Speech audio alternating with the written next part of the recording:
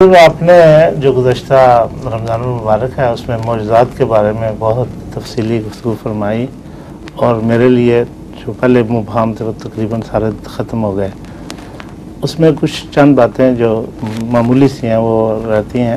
آپ نے وہ قرآنی آیت الرحمن میں سے یا معشر الجن والانس ان استطعتم ان تنفذوا من اقطار السماوات والارض فانفذوا لا تنفذون الا بسلطان، اس کی بھی تشریح فرمائی تھی کہ چیلنج ہے قرآن کریم کا کہ زمین و آسمان کے جو حدود ہے اس سے باہر نکل کر دکھاؤ. تو آخر میں اللہ بسلطان کہہ کے وہ تھوڑا سا میرا ذہن اس میں اس وقت میں نے وہ بیان تو کیا تھا. ممکن ہے آپ نے وہ حصہ نہ سنا ہو یا اونگ آ رہی ہو اس وقت. اچھا ہوتا ہے بعض رمضان کے دنوں میں جی جو بلکہ جو زیادہ شب زندہ جا رہے ہیں ان کو زیادہ اونگ آ جاتی ہے درسوں میں اور بعض میں سے بیٹھا بھی نہیں جاتا بیچاروں سے. تو میں نے بیان کیا تھا اور میں اب دوبارہ آپ کی خاطر بیان کر دیتا ہوں. سلطان کا معنی ہے غلبے والا شخص، ایک معنی یہ ہے. اس لیے بادشاہ کو سلطان کہتے ہیں جس کو پورا غلبہ نصیب ہو. ایک سلطان اس دلیل کو کہتے ہیں جو غالب آ جائے اور دلیل کے ذریعے ایسی روشنی پیدا ہو جائے وہ انسان نے ایک بات دیکھ لی ہے. سمجھے؟ تو میں نے یہ بیان کیا تھا کہ یہاں یہ دوسری سلطان مراد ہے.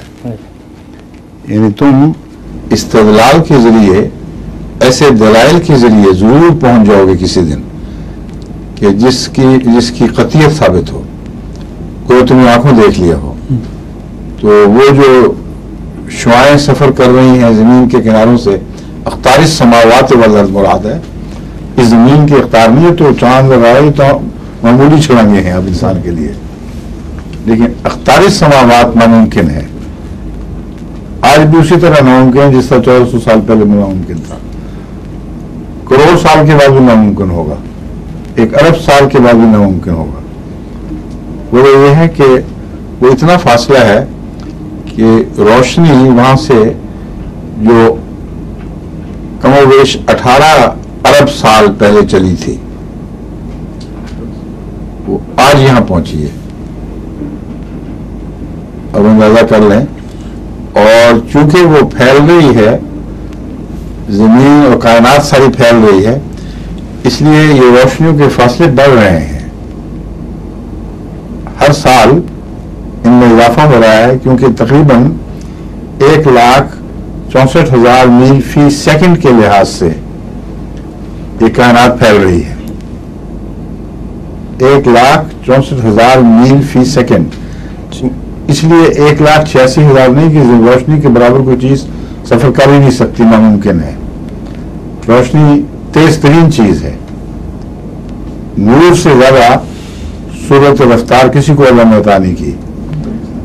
اور چونکہ مادے کی ایک حد ہے اس لیے اس سے زیادہ رفتار سے وہ جو کائنات ہے وہ پھیل نہیں رہی. قرآن کریم نے یہ فرمایا ہے کہ انا لموسعون، کہ ہم موسعون بھی ہیں. صرف ہم نے وسعت دے کر بات ختم نہیں کی، ہم ہمیشہ وسعت دینے والے ہیں. موسعون کا مطلب ہے ایک جاری مضمون ہے جو کبھی ختم نہیں ہوگا. تو وہ 1,64,000 یا کم و بیش سائنسدانوں جو تخمینے لگائے ہیں اس پر سیکنڈ کے لحاظ سے پیچھے ہٹ رہی ہے. آپ اگر 1,64,000 میل فی سیکنڈ کے لحاظ سے سفر کر سکتے ہیں تو پیچھا کر کے دکھائیں. اگر کریں تو ایٹرنیٹی تک آپ چلتے رہیں گے. میری رفتار سے بھاگے ہے بیابان اس سے، وہ اسی رفتار سے آگے بھاگتی رہے گی اور بیچ میں فاصلہ وہی رہے گا. 18 ارب سال روشنی کے کندھوں پر چڑھ کے آپ جائیں پھر وہاں پہنچیں گے. قرآن کریم کا چیلنج تو اتنا حیرت انگیز اور قطعی ہے کہ وہم و گمان میں بھی نہیں آ سکتا کسی معقول انسان کے کہ اس چیلنج کو قبول کرے اور نظریں اٹھا کے نہیں دیکھ سکتا اس چیلنج کو. اس وقت دیا گیا ہے جبکہ کائنات کا وہ تصور ہی نہیں تھا. یا معاشر الجن والانس سے، اور معاشر جن کے معاشر اور انس کے معاشر. میں نے یہ استنباط کیا تھا کہ جنوں کے متعلق تو لوگ سمجھتے ہیں کہ شاید اڑنے والی چیز ہے، قرآن کریم سے بھی معلوم ہوتا ہے کہ اوپر چڑھتے ہیں تو ان کے اوپر شعلے پڑتے ہیں، اس کی کوئی مادی تعبیر آپ کر سکتے ہیں، لیکن انس کے معاشر کو یہ چیلنج دینا کہ تم دکھاؤ چھلانگ لگا کے، یہ اس زمانے کے انسان کا کلام ہو ہی نہیں سکتا، ناممکن ہے۔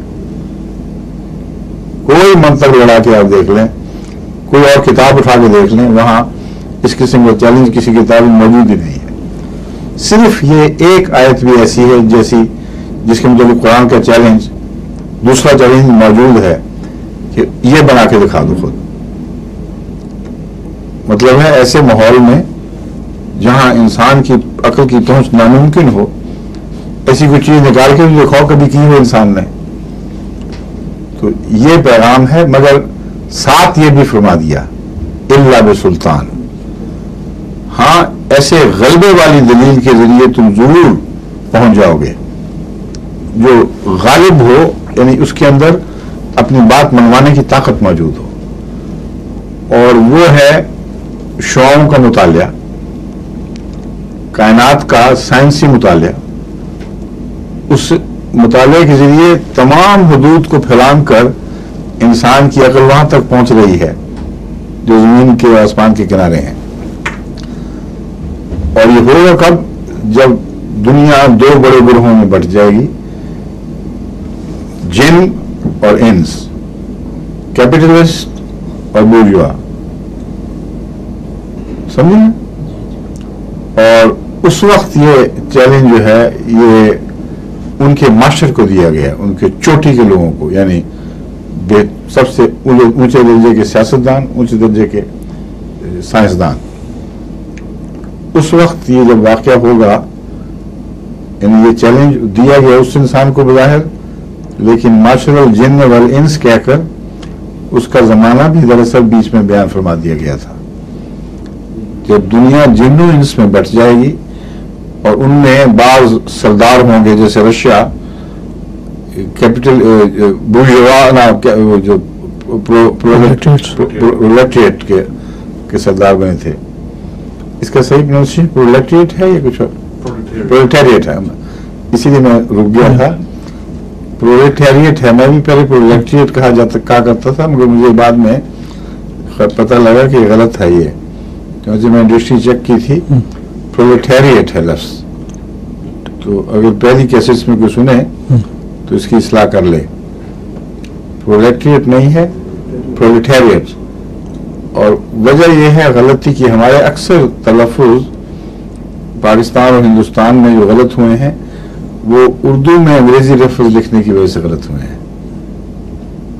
ہمارے اساتذہ نے چونکہ ہمیں کمیونزم اردو میں پڑھایا تھا اور ان اصطلاحوں کا ترجمہ کرتے ہوں گے، مگر اردو میں یہ سب چیزیں لکھی ہوئی تھیں، اس وقت ہم اس کو پرولیٹریٹ پڑھا کرتے، پرولیٹیریٹ پڑھا کرتے تھے لوگ کو، تو میں نے نسبتاً اس کی زیادہ انگریزی بنا لی کہ پرولیٹریٹ ہوگا۔